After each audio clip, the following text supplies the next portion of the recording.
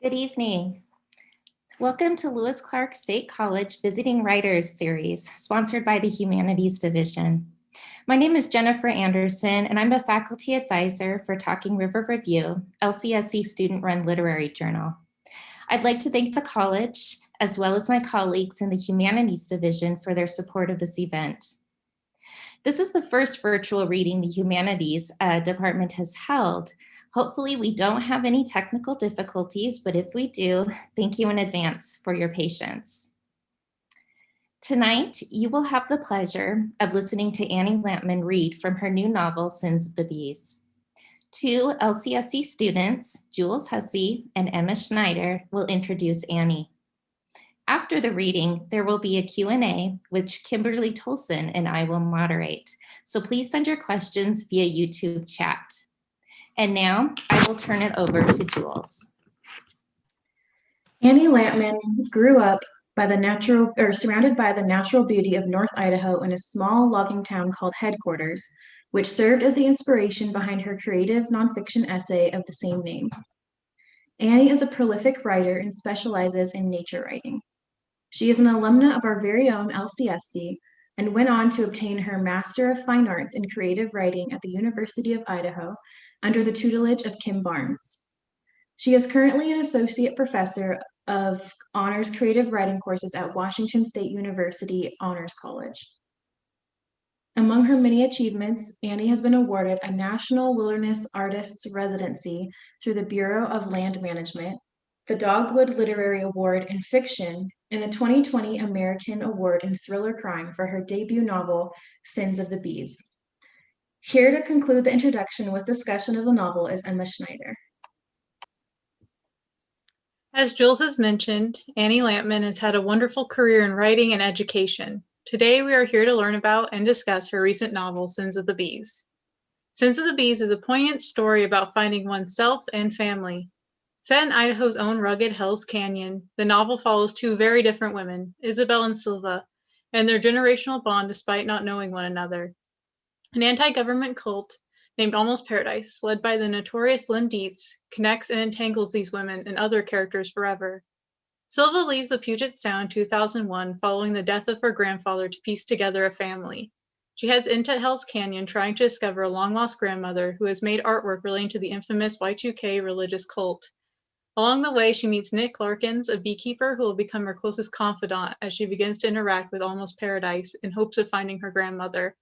Chaos ensues with child brides, armed occupation of a visitor center, and even a half-drowned dog. Within Sins of the Bees, themes of confronting trauma, loss, and identity portray a uniquely Idaho experience to readers. Lampman creates a truly immersive and engaging experience, complete with art, cults, bonsai, and beekeeping. This was a novel I certainly could not put down and became endeared to the characters immediately within the pages. Now, I am happy to present Annie Lampman.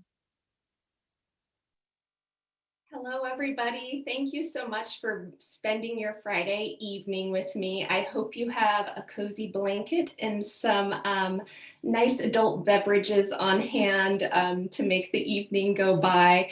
We're in the midst of a pretty intense windstorm, so hopefully the power stays going. If I suddenly disappear, it's the Palouse. I'm sorry. Hopefully that won't happen. I'm so happy to be here visiting with you at LCSC since that's where I started writing. In fact, started this novel as an undergraduate writing exercise in Claire Davis's fiction class somewhere around 2003. And the characters were born from that exercise. We were supposed to write two characters in an intense conversation where only one could talk. And the rest had to just be through gestures. So my two characters, Silva and Nick, were born into conflict, I like to say. So it took a long time to get here, but I'm so happy to be with you and reading from Sins of the Bees tonight. And I decided tonight, I'm just going to start right at the beginning, so you don't need much preamble at all, obviously. So I'm just going to get going and read through Prologue. So starts with, there are 4 sections, and this is part 1, obviously.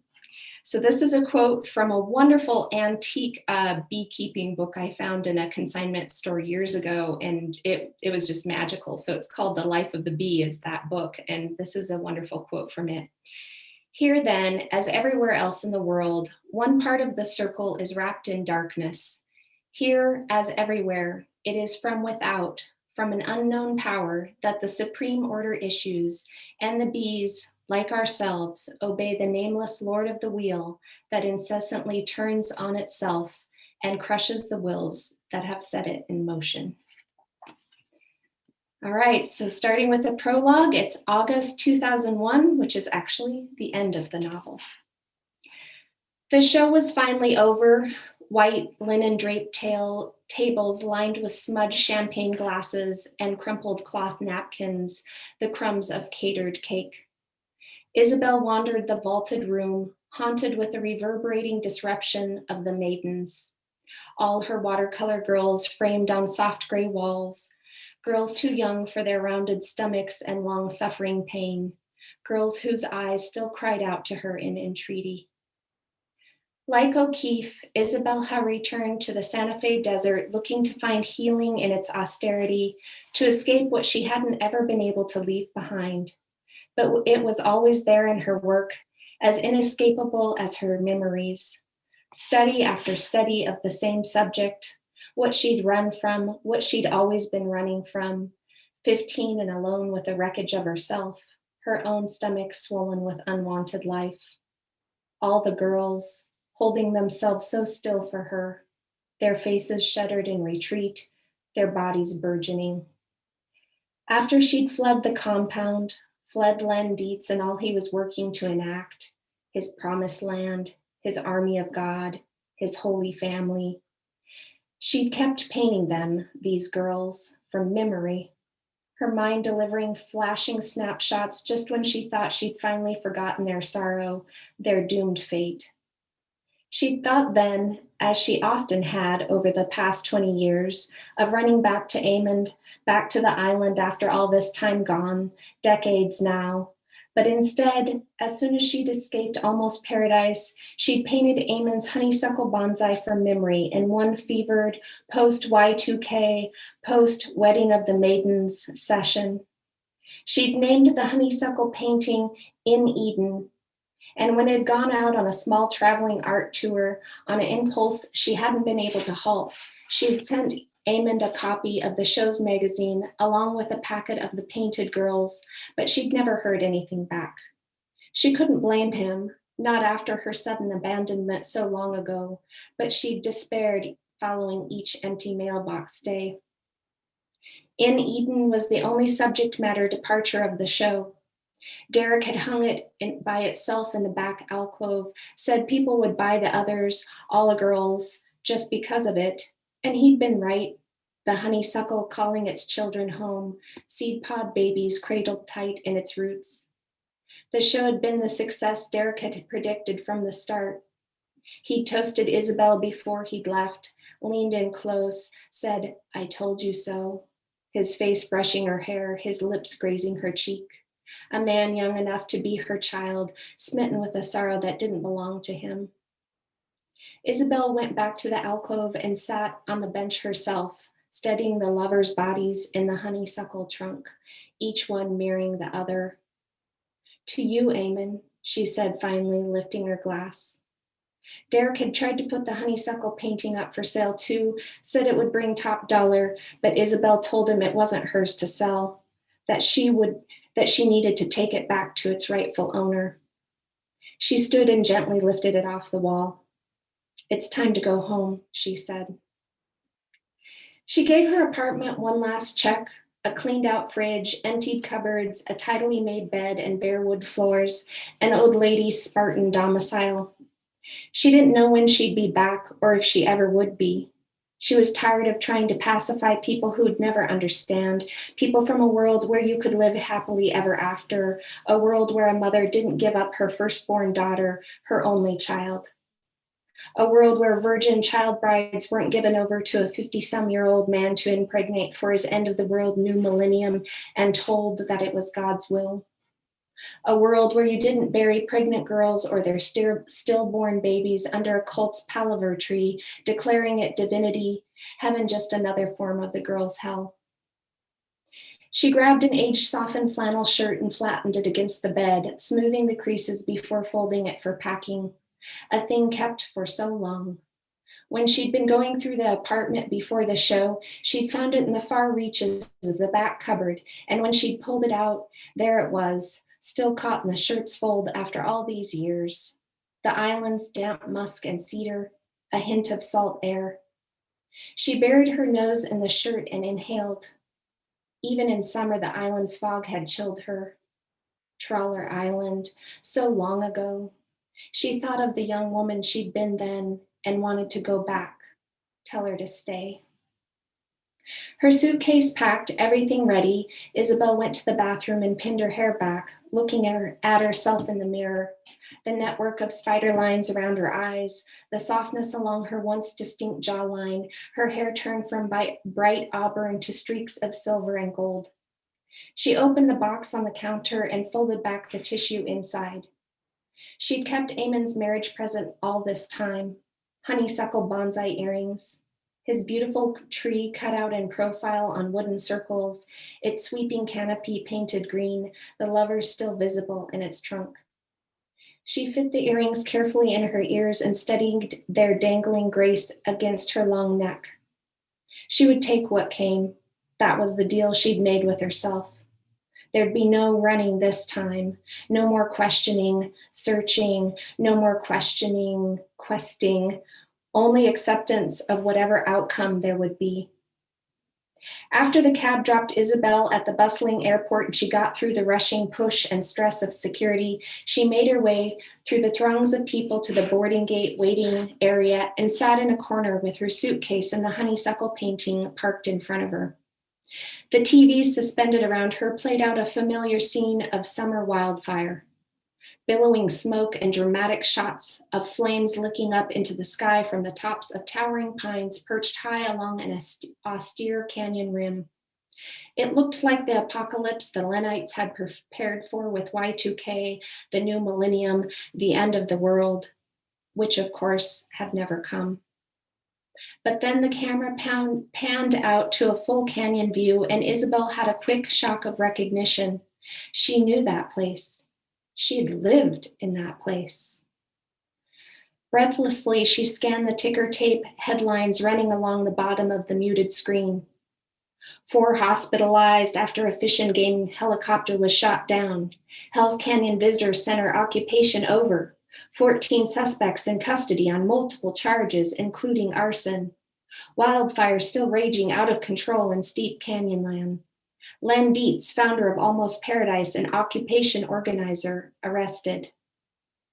Her body washed cold and her scalp prickled with goosebumps as the TVs flashed from one scene to the next, the compound filmed from above, swarming with SWAT and ATF, the air filled with black smoke.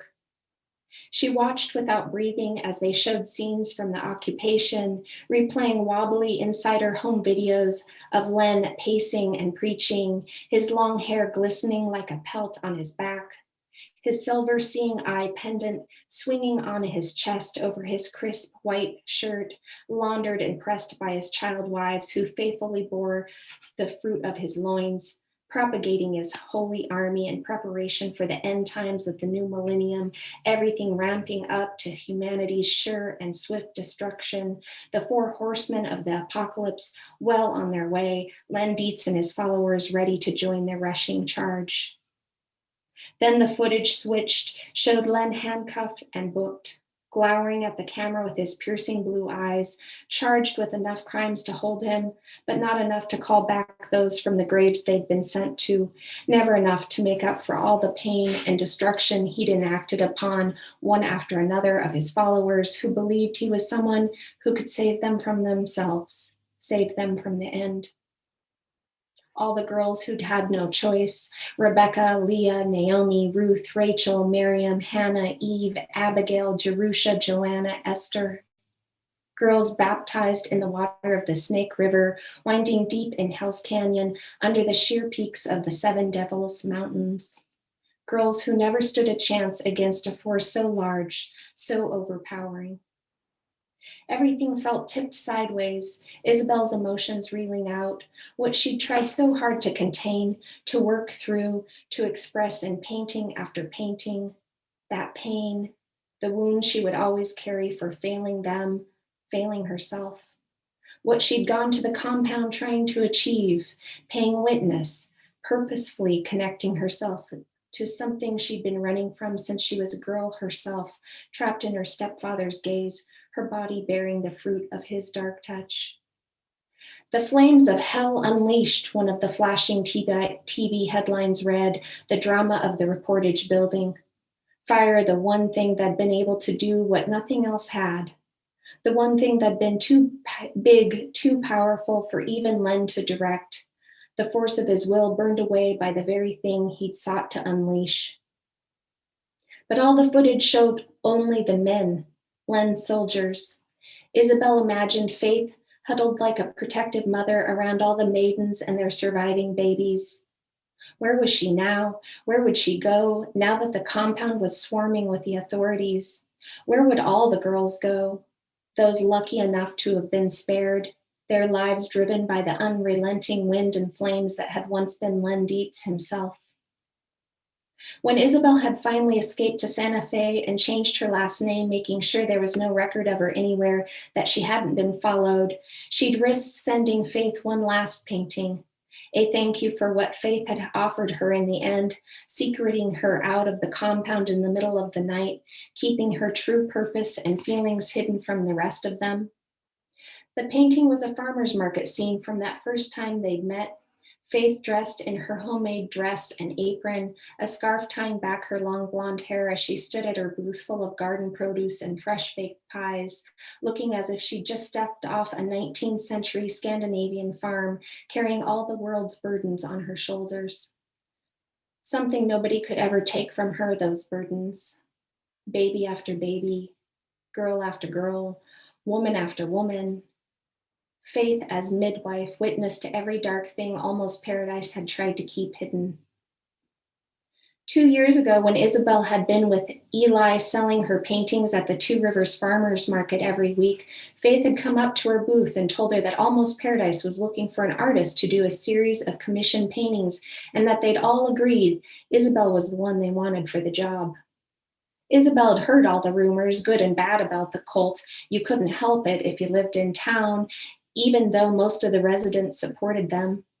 But she'd immediately seen Faith's offer as a sign, a way to finally take back the past, a way to finally make some kind of difference in the future. When Isabel had agreed to take the job, she thought she knew what she was getting into, thought that her work would serve as the only strength she needed, that at last she might make recompense, shed light on Len Dietz's dark secrets, opening them up for the world to see and therefore stop. But she'd come to realize that each painting she did was like dropping a petal into a lake, the power of Len's darkness swallowing everything in its wake. She'd been nothing more than another of the cult's targeted women, just like all the others. Almost Paradise had been a well-formed entity by the time she'd come onto the scene, a local establishment, thousands of acres on the rim of a plateau overlooking the Snake River, along with the compound that Len had branded his covenant community. He'd been preaching his particular brand of doomsday anti-government religion in the area for decades with some success. But after Clinton's election, he'd started accumulating followers and converts. The end, he said, all but sure with the changing political times, Armageddon written on the wall. With his Vietnam War background and local roots, people listened when Len told them the government was after them, that the New World Order was coming for them all. People who wanted to become Almost Paradise residents just had to agree to a community covenant, which required that they be God-fearing Christians who'd stand and fight with one another should any residents' rights be threatened. But those rights ended up having more to do with Len's desires than anything else. He built his own order, one that conscripted all of Almost Paradise's unmarried girls and women to him. The virgins, his official wives, the non-virgins, his wife concubines, and all of them meant to bear his children, build his holy family. The men and teen boys became his soldiers, and the other married women the compound servants. Len was their leader, their ruler, and they were all to obey. By the time Isabel had gone to the compound, a few dozen families lived there or in the surrounding area, and the town of Two Rivers was their support system, protecting the Lenates as part of their own. Anyone who didn't comply was marked an enemy, an outsider, and retaliation through threats or actual violence was expected. Watching the footage on the airport TVs, all the bearded, camouflaged Lenite soldiers shackled, Isabel wondered if any of them had understood what was coming, all this fire and loss, the end of everything they'd been working so hard to create, God's family gone. When the flight attendant called for boarding over the speakers, it was all Isabel could do to stand, to walk on the plane and stow her carry-on with the honeysuckle painting above her, to sit at her window seat. The runway lights rushed under them as they took off, the dark outside growing larger and larger until it seemed it would swallow them whole. All that injury, all that sorrow, gaping like an open wound. She'd worked hard to keep the outside world at bay for the past year after she'd come back into society, but it found its way to her anyway, pressing in, overtaking her.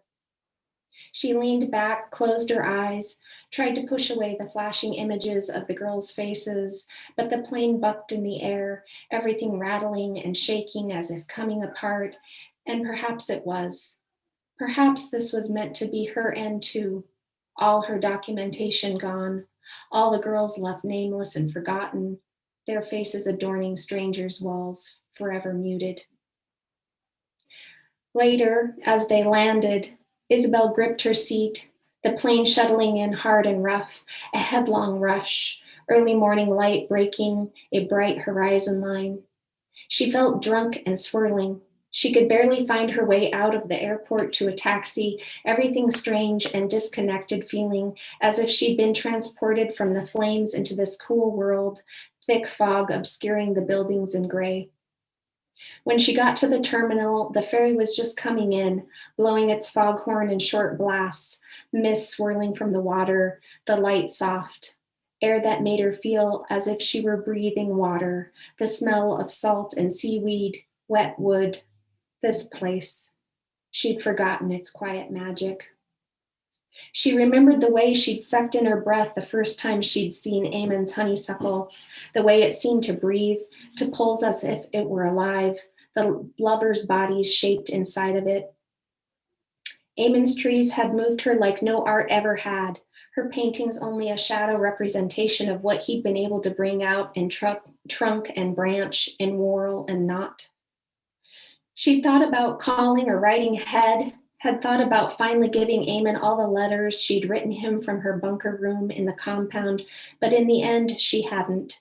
She couldn't see how a series of despairing love letters from inside a self-imposed cult internment or an out-of-the-blue phone call after 2 decades gone would be any better than just showing up, even if there was a chance Amon wouldn't be on trawler anymore, although Isabel couldn't imagine him anywhere else. It seemed he'd always been a part of the island. Over the years, she tried not to imagine the life they might have had, the family they might have made together. But it had been her choice, trying to find her way on her own, make it through her own hauntings. She walked to the ferry's front deck and stood watching the gulls sail around, the jellyfish float translucent in the water. Below her, the ferry attendants waved on the first row of vehicles. The drivers nudged into their front row spots and parked. The farthest vehicle was a jalopy of a truck, a patchwork of turquoise and rust, several boxes strapped in the back. One was a bee box, Isabel realized with surprise. It was a long time since she'd seen one in Two Rivers before Almost Paradise, when she'd been so briefly with sweet Eli and his bees and chickens, the lilac in his front yard that she'd pruned, trying to form the honeysuckle bonsai from memory, trying to soothe her soul. A tall, lean man got out of the jalopy truck and patted his leg.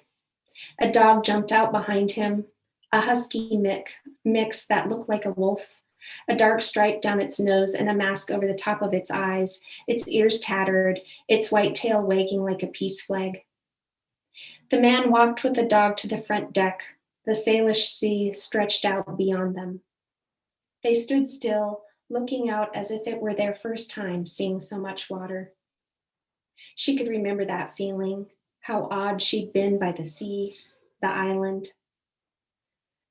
The ferry's engines kicked in, surging them forward and out, the wind picking up, blowing in her face as they gained momentum, leaving a trail of white, frothing water behind. She looked down again, watching the man climb into the back of his truck and check the bead box, securing its ties. When he opened one of the cardboard boxes next to it and carefully lifted out a small potted tree, Isabel's heart stopped. It was a bonsai, although not much of one. 2 bare trunks wired together, a sweep of twiggy branches, a bonsai in training. She'd seen Eamon form the same thing. The man lowered his head, and it looked for all the world as if he were in supplication, praying to the tree, praying to the bees. When he jumped out of the truck, he brushed off his hands on his jeans, then closed the dog in the truck cab, windows left down. She could barely hear him say, "Stay," over the engine noise, the dog watching with concentrated concern as he left. She wondered what his story was, a man and his dog and honeybees, a man with a bonsai tree heading for the islands. She imagined him going to make a new start just as she and Eamon had, find all the things you didn't know were missing. She shook her head at herself. She was getting musing in her age. The wind blowing cold and wet, she went back into the cabin, walking past the vending machines and bathrooms, making her way to the other end so she might look at the map hung under plexiglass on the far wall. She knew the way, had studied the ferry's route before coming, but now that she was here, she wanted to look again, see the green blots of islands on blue water, the mainland receding into memory. Over 20 years, gone in a breath. As if it were her first time going to trawler all over again.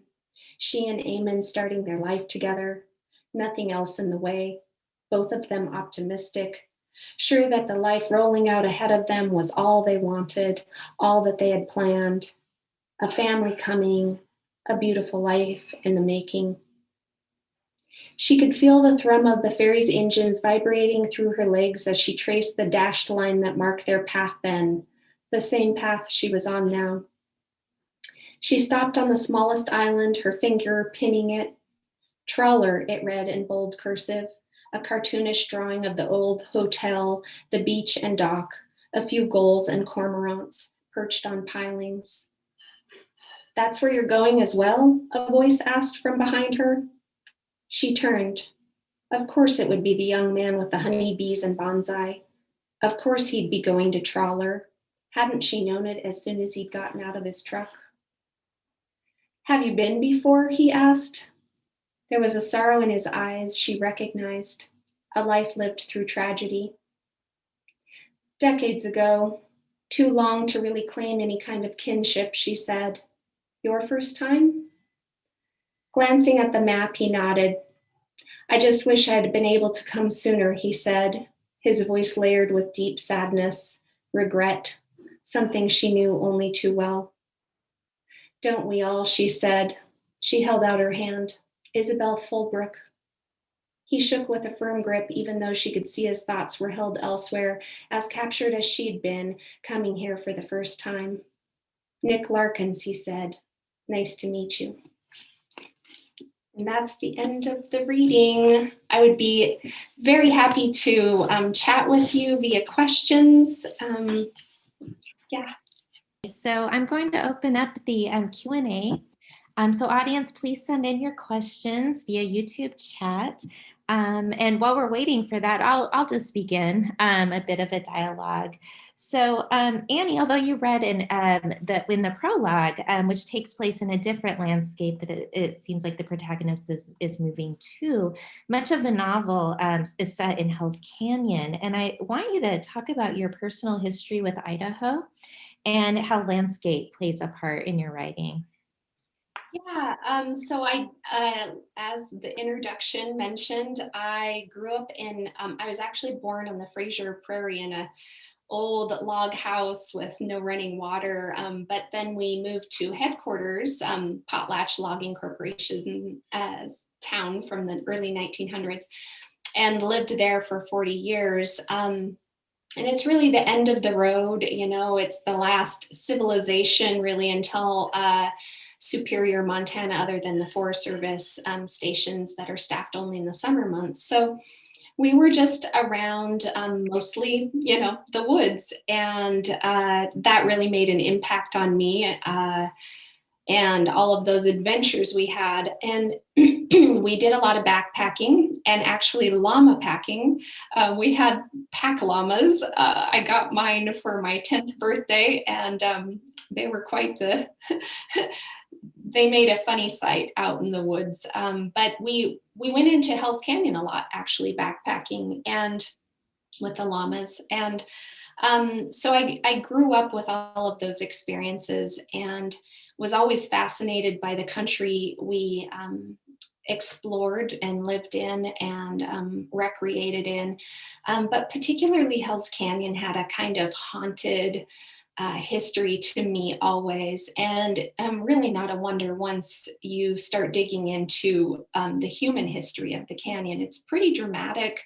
It's pretty dark. There are a lot of really dark events throughout the human history. And certainly a number of also just experiences in Idaho with some extremist types. And so those things just kind of coalesced. And brought the canyon into the forefront. The book didn't originally start in Hell's Canyon. It was actually more based around the Kamiai country, but that made an easy transition actually to Hell's Canyon, which had more drama and potential. So that's kind of the background of the setting with Hell's Canyon. It just even from the names alone, there's just so much drama inherent with that place. Thank you so much. So we have a couple of questions that have come in, and I'll read the first to you here. So it's from Marlo Daly Giuliano, and she says, I really enjoyed the reading. Thank you. I was intrigued by the vivid depiction of the cult, also the bees. Could you talk about how you did your research for this novel? Yeah, it's a really fun question because I have been working on this novel for such a long time.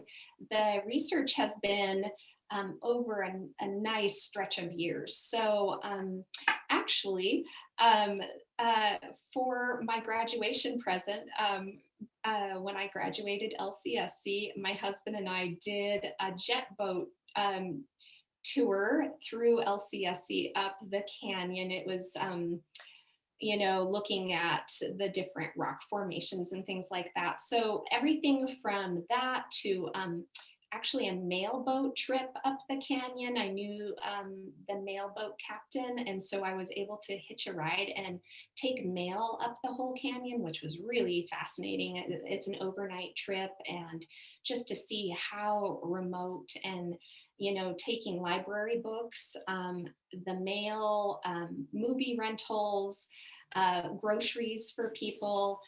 So that was really fascinating. That was a really cool trip. So a couple of trips up the canyon via boat, jet boat, a llama packing, backpacking in, and then the beekeeping component actually began because my sister and her family were beekeepers back in the 90s. And again, tying into LCSC, I was in a sociology class, an ethnography section, and I interviewed my sister and her family about their beekeeping practices, and always thought it was incredibly fascinating. So that kind of started this beekeeping thing. And since then, I have, planted a pollinator garden, and really, I don't have my own bees, but I did go to another beekeeping operation and extract honey with them. So a lot of hands-on experience with beekeeping. And then my grandmother was a bonsai artist in the 40s on the West Coast, and traveled to Japan collecting trees in the wild for that. She was really passionate about it and had dozens of bonsai. And so that was an inspiration. And I am a huge tree lover. And I just, again, loved the metaphor, all the different metaphors possible when you are talking about something contained like that.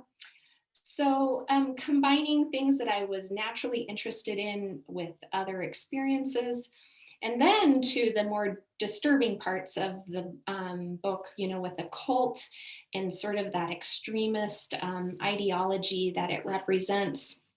Again, there's a lot of that in the West.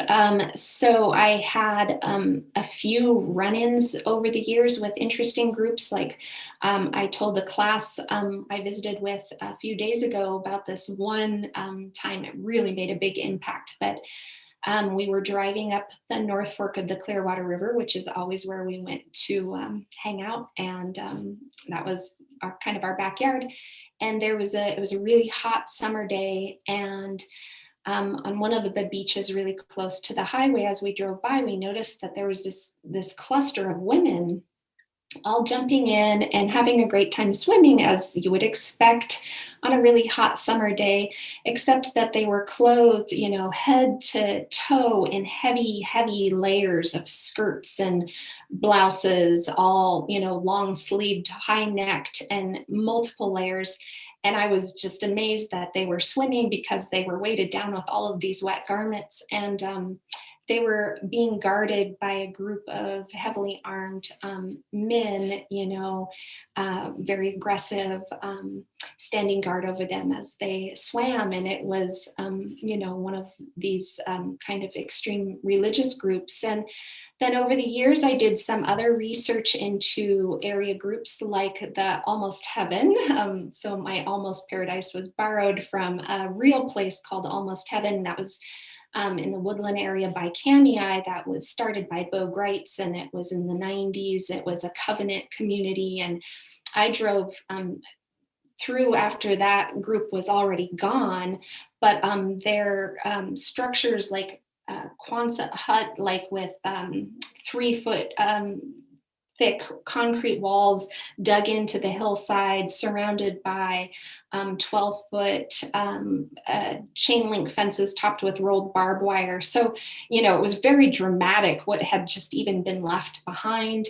And then unfortunately, another cult group came through, moved into Spokane in the early 2000s, the River Road Fellowship.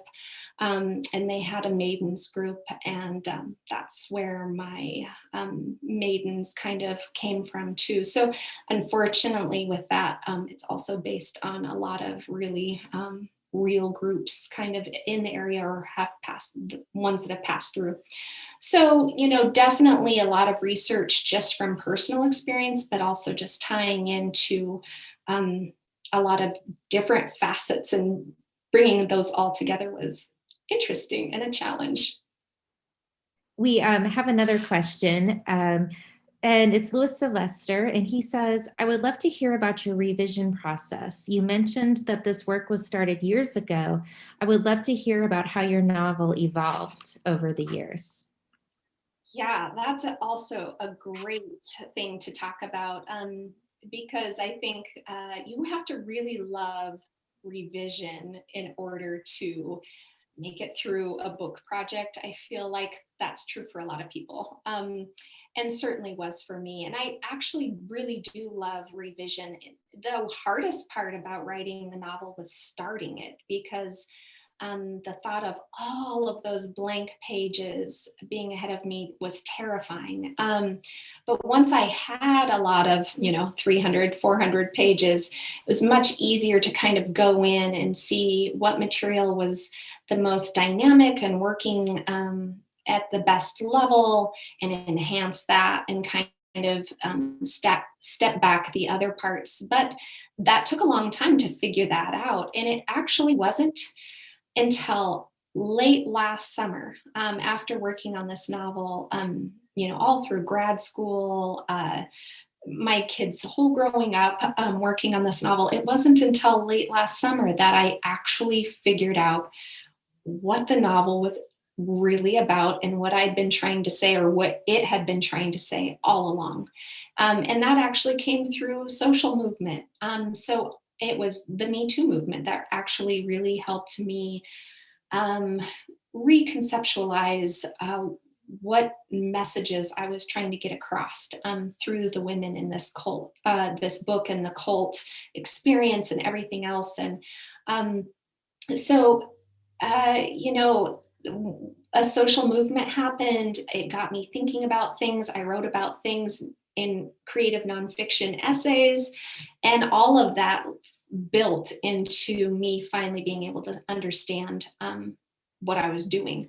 So it's interesting. Some things you know, some things you can work on, obviously, like sentence structure and characterization and details and those kinds of writing craft things. That work's never done. You're just always working to make it better, better, better.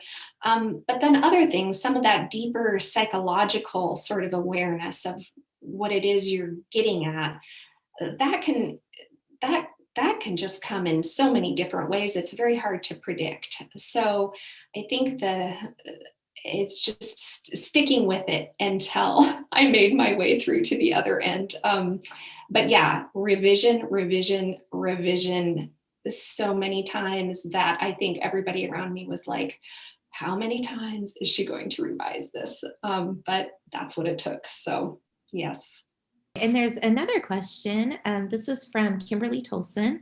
She writes, you read from the beginning of the book and stated that it took place at the end of the story. Can you describe your process of organizing the timeline in the book? That is one of the things that happened last summer. So I had a completely different prologue for 10 years. And it was my favorite thing, and I loved it. And it was actually through Eamon, the grandfather husband character. And I stuck with it and stuck with it. And this prologue I just read was actually the last chapter until late last summer.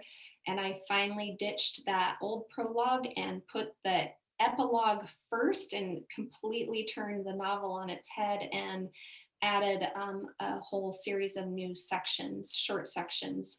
The novel has three main perspectives: Isabel, who I just read, her perspective, and then Silva, the main character, and then the 12 maidens. So I added the Isabel's letters, and those are throughout, and the 12 maidens section, and but like I said, the epilogue first, and that also did what the novel needed. So that was really interesting. Last change that completely altered the momentum. I'd been really struggling over the years with the first 100 pages and trying to get them going. It's really ironic, actually, because the book is marketed as a thriller, a literary thriller, which completely took me aback when the publishing professionals in New York made that decision. I was like, what? Because everybody who read drafts of this throughout the years can attest that the problem was always that it was kind of slow and boring and really quiet. So I think it's the height of irony that it's a thriller, because that was definitely not what I thought I was doing. But that changing things up really added that momentum that the book had been lacking before. So it's interesting how that movement can shift so dramatically from just switching something around. Okay, there aren't any more chat questions. I want to open it up to see if Jules and Emma, do you have a question that you wanted to ask? I do have a question, actually.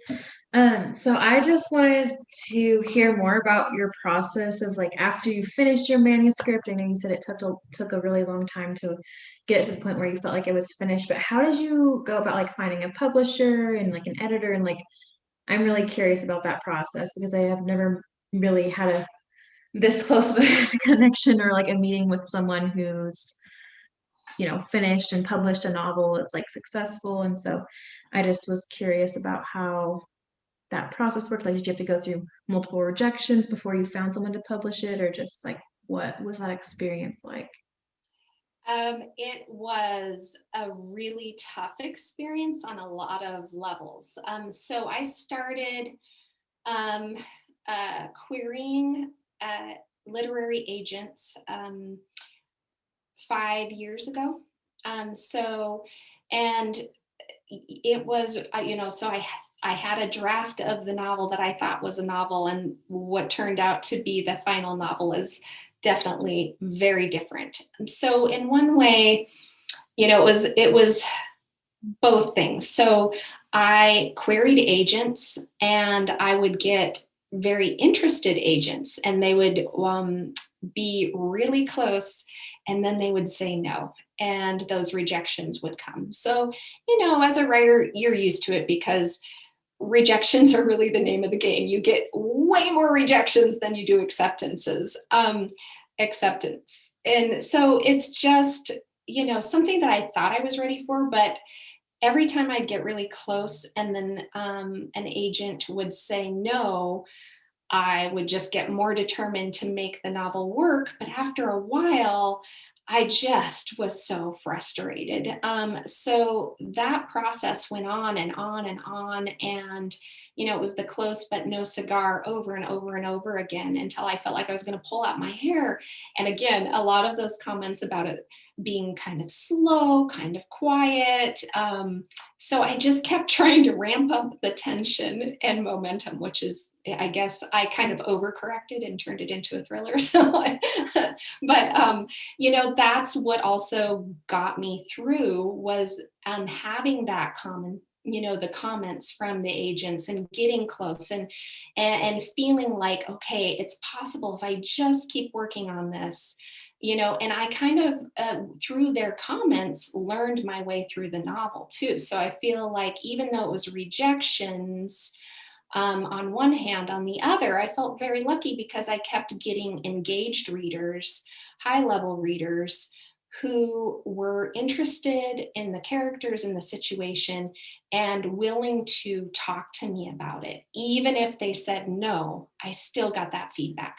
So it ended up being very valuable. And at the end, to tell you the truth, it was a Hail Mary pass at the fanciest, because I was kind of like just grouchy and I was like, who cares? I'm just gonna go for it. And I did a query to the top agency with the top agent, and he got back to me in a week and said yes. And that was just about 1 year ago. So it was end of October last year. And then it was just a crazy fast, wild ride. Then it was just, it's been pretty much rollicking the entire year. It often takes about 2 years for a book to come out. So it was very fast to have it come out in a year, but also in a pandemic year. And so everything's just been super strange, but wonderful to have an actual book in hand after all of that. But you can't know your own journey. It's just a journey, and you have to be willing to follow it along and go along with it and not give up or be discouraged by seemingly endless rejection. So if there's ever, like, I'm the poster child for persistence and not giving up, and it took a long time, but it did pay off. So I think more young writers do need to hear that. You just have to keep going. Yeah. Emma, I don't know if you had a question. I do, yeah. Okay, sure. So I adored your novel completely when I read it and just fell in love with all of the characters. So I was wondering which character was your favorite to write for, to dig deeper into their backstory, because they all have such rich backstories to them that just bring them off the page. Oh, thank you so much. That's so nice to hear. Always Nick was really easy for me, which is funny because he's a guy and I'm not, but he was always the easiest for me and everybody always liked him. So much so I'd actually get sort of annoyed about it because all my readers always really liked him and didn't like Silva, who's the main character. And I would get sort of like, stupid Nick, he's always hogging all the attention, even though I wrote him, right? So he was easy and always has been for me. Silva did give me a lot of trouble. She's my main character, and you know, there's a lot of discussion in creative writing world and publishing about likable characters, right? And that's an interesting thing to kind of consider and work your way through. But a lot of people, like I said, didn't like Silva at first, and that's not really a problem. I think it's an interesting thing. But I think what it was with her is that people just couldn't get a full handle on her. So it took me the longest time to figure out all of the complexities that made her who she is. So she gave me a run for my money, but definitely writing about the maidens and Lendites, that was hard. And those maiden chapters they're only maybe, some of them are like a sentence or two. They're very, very short paragraphs. At the longest, I think one is 1 page. But they exhausted me because it's kind of like in that maiden's perspective, and it's obviously a very troubled perspective, brainwashed and abused, and just awful to consider. So those sections, like, it took it out of me, and I would be kind of like shaken up just by trying to dwell in that space, even for a few sentences. So it was emotionally really difficult to go there. And those ones were, and still are, actually difficult for me. So yeah. Well, thank you, Annie, for such a wonderful event. And I do want to remind everyone there have been flyers going out that Annie will be signing her book tomorrow, October 17th at Ann Books 2 in Clarkston from 11 to 1 p.m. And if you don't know where that is, it's on 6th Street in Clarkston. It's 918 6th Street. And it's the street where Bamboo Gardens and Hogan's are both located. This is a socially distanced event, and we hope to see you all there, so you'll get a chance to meet Annie in a socially distanced face-to-face environment. And then finally, before we sign off, I want to give a quick thanks to Jules and Emma for their introductions, and for Kimberly for managing the YouTube page. And finally, I'd like to tell everyone about another humanities reading coming up next month. On Friday, November 13th, poet and naturalist Elizabeth Bradfield will be giving the annual Stegner Lecture via YouTube live stream, and more information will be forthcoming from the Humanities Division. Thank you all for attending, and good night.